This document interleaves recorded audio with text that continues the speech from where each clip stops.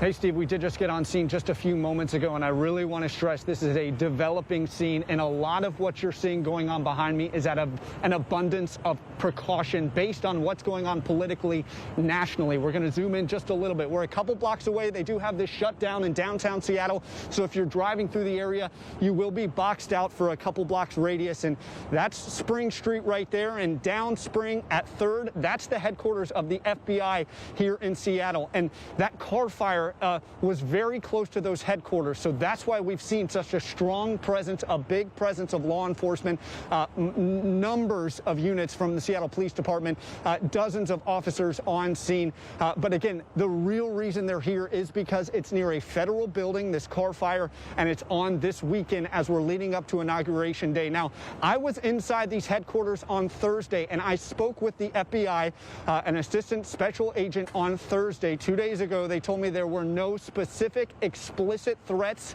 to the state capitol or to any other federal buildings in the state as of Thursday. That's the good news there, but obviously they said they will be watching and monitoring the situation here in our state and obviously across the country as we inch closer to Inauguration Day.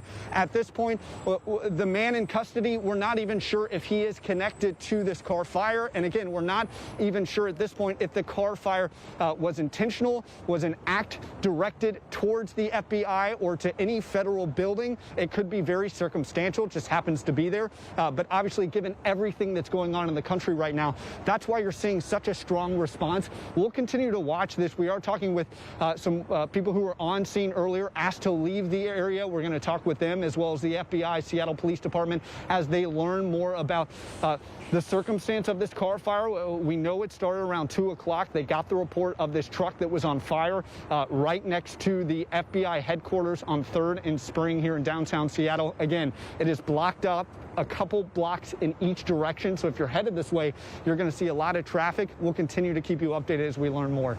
Guys, back to you. Yeah, Michelle, so far we've only seen one man out here holding up a sign saying the election was stolen.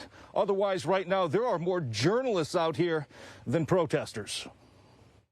Stop the steal, Joe Biden, traitor, liar, thief. John Hess is the man of the moment. I just want people to know that enough of us in this country think this election was hinky, to say the least. In other words, stolen. And he's the only protester who showed up outside the Capitol today, making that message loud and clear. Are you planning on trying to go past the gates today, or are you going to keep it peaceful? Oh, yeah, look at that. Me and this guy here, well, we're going to go mano a mano, right? The 66-year-old was kidding and did not go past the fencing.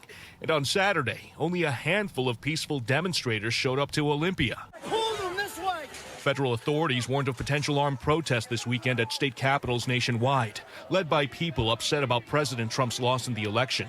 Authorities did not want to see a repeat of the siege at the Capitol in Washington, D.C., and the security breach at Governor Inslee's mansion last week. I organize rallies. People show up. Joey Gibson is the founder of Patriot Prayer, one of several groups that decided against coming to the Capitol this weekend. Well, I just didn't feel like it would accomplish anything, number one. And number two, there's people that are trying to hijack these rallies right now. Gibson says he isn't exactly sure who these people are, but says he's laying low at the very least until after the presidential inauguration. So everyone wanted to be smart and figure out how to move forward. We can't be emotional right now.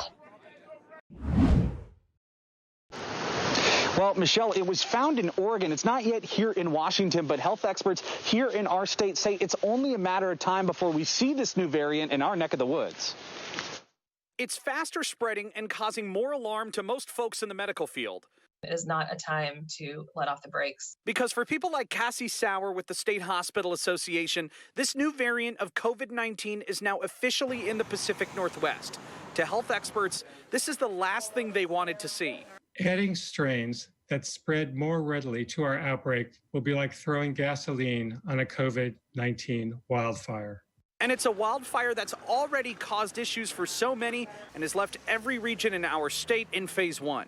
That spread could be happening faster, but we are seeing a higher number of cases. But even with the new variant and that high case count, the state as a whole is close to reaching all 4 metrics in the governor's Healthy Washington plan. While some regions are worse off than others, on average across Washington, the only metric we haven't achieved is a 10% decrease in hospital admissions. But as of last week, we've seen a 9% decrease. But in places like the South Central region, which includes Yakima County, their ICU capacity is over 90% and continue to see high positivity rates of the virus. With all that in mind, to Sauer, especially with the knowledge of the new variant, it's a time, I think, for even redoubling our caution. Because even if it hasn't been discovered yet, officials anticipate that this variant is already in our state. This is the biggest number of overdoses King County has ever seen in a 2-week period, and experts believe that the pandemic has a lot to do with it. Across the country, the number of overdose deaths is set to reach an all-time high, and there's a record-setting spike in overdose deaths in King County. There are a number of reasons which all seem to point to the pandemic. It's just really unfortunate. COVID has just made a bad situation even worse. Dr. Steven Stanos is a pain medicine specialist at Swedish Hospital. Pandemic restrictions and closures mean people are out of work and stressed. Others are alone and isolated.